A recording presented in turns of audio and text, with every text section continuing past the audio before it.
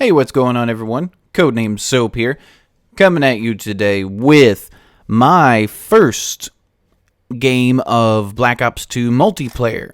Excuse me. It's going to be some team deathmatch on the map Turbine. So as you can see, I only have those starting classes picked, and I roll with the Scorpion EVO, or Evo, I think is what it's called, and it's the customized one, meaning it's got, if I remember correctly, 3 attachments. Anyway, this video is not about the gameplay itself, although I do extremely well for it being my first game in multiplayer. If I remember correctly, I wind up going, I want to say it's 27-7, something like that. The score will be, at the end. It is Call of Duty, however. But no, this video is to give you guys my impressions, my first impressions of the game, namely the single player, the campaign, which I completed on Veteran, the hardest difficulty that there is, because I'm a beast like that. And also my impressions so far of multiplayer. Now, as far as multiplayer goes, to give you a bit of perspective, I am now a level, I want to say like 22, 23, 24, somewhere kind of in the mid to early, or early to mid 20s. I'm somewhere in there, so I'm definitely, got a few games under my belt. But let's talk about the campaign. The campaign picks up after, actually quite a bit after, the first Black Ops. It does kind of bounce around between timelines, namely the late 80s / early 90s, and then it fast forwards into 2025, if I remember my years to be exact. And it just kind of continues the story. Now, I will say, as far as story goes, it's not bad. It's no Halo 4. I mean, the Call of Duty, as far as campaigns go, they have not had an amazing story since Call of Duty 4 Modern Warfare. That campaign was amazing. It still has my favorite Call of Duty mission ever, and that's the ghillie suit mission, where you have to crawl around with tanks, and then you have to, run to the freaking Ferris wheel. Oh my god, Ferris wheel. No, you have to run to the Ferris wheel and just hold it down. That is, without a doubt, the best Call of Duty campaign level there is, period, end of story. Anything else you think is wrong, sir. And I said good day. But no, the story, it's not a bad story by any means. I mean, there was never a point in time where I'm just like, okay, this is stupid. No, it's a cool story, but at the same time, it is a little lacking, especially when you compare it to the newest release, Halo 4. It doesn't hold a candle to it, and to be honest, it's not as good of a story as the first Black Ops. But in saying that, definitely check out the single player. I mean, you own the game at this point, or you're renting it through Redbox. Why not give it a shot?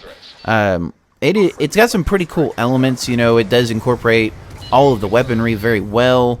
It's got a new mode in it. If I remember correctly, it's called like Strike Force or something like that, where it's almost like a real-time strategy game that you can play in first person if you want. It's really cool, and I'm terrible at it, but it's really cool. As far as difficulty of the campaign, playing on Veteran, I like to get into a game whenever I first get it. If it's got a single player and a multiplayer, I like to jump right into the single player first to kind of get used to how the game feels, because I feel that, that's a good training ground, if you will, is to really, hone my skills in single player, so that way I don't get mocked and laughed at online. But as far as difficulty goes, even on Veteran, it wasn't that hard, to be honest. I mean, Halo 4's single player campaign is far and away way more difficult when you compare the legendary difficulty of Halo 4 versus the veteran difficulty of Call of Duty Black Ops 2.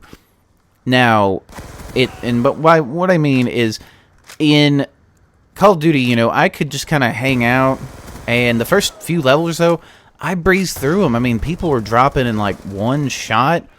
It got harder as it was going along, don't get me wrong, but I went through a few levels and I'm like, really? This is how quick I'm going through the game? I mean, I'm not saying that I'm a great, single player, but definitely Halo, that gave me a challenge like right off the bat, it definitely the award for better campaign goes to Halo 4.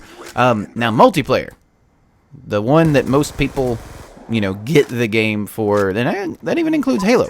Despite it having an amazing story, most people get Halo for the multiplayer. So, I haven't played zombies yet. I know, bad on me.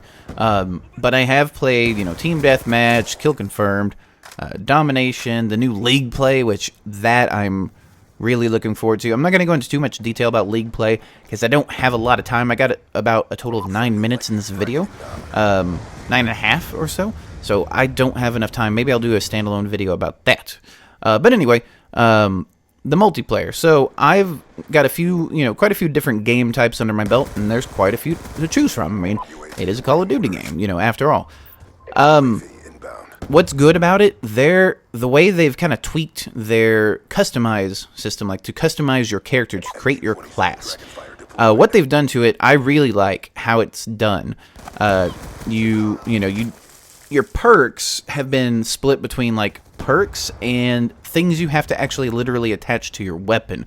And you get a total of 10 like slots to kind of put a perk in, a weapon in, attachments in, double kills in. Thank you.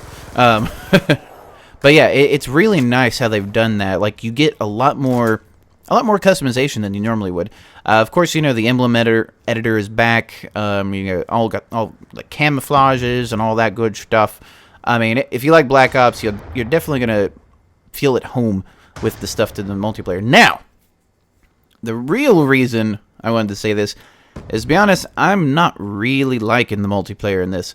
Not because of people who play the game, which is usually my complaint. Like, there's, all these campers and, you get into, like, modded lobbies or something like that. That's actually not the problem in this game. I mean, at all so far. I haven't hit any, like, hacked lobbies. I haven't been invited to, Prestige 10 lobbies, 1,600 Microsoft points. I haven't been invited to any of that at all, which I'm grateful for. But my problem with the multiplayer that just kills it for me is on a technical level.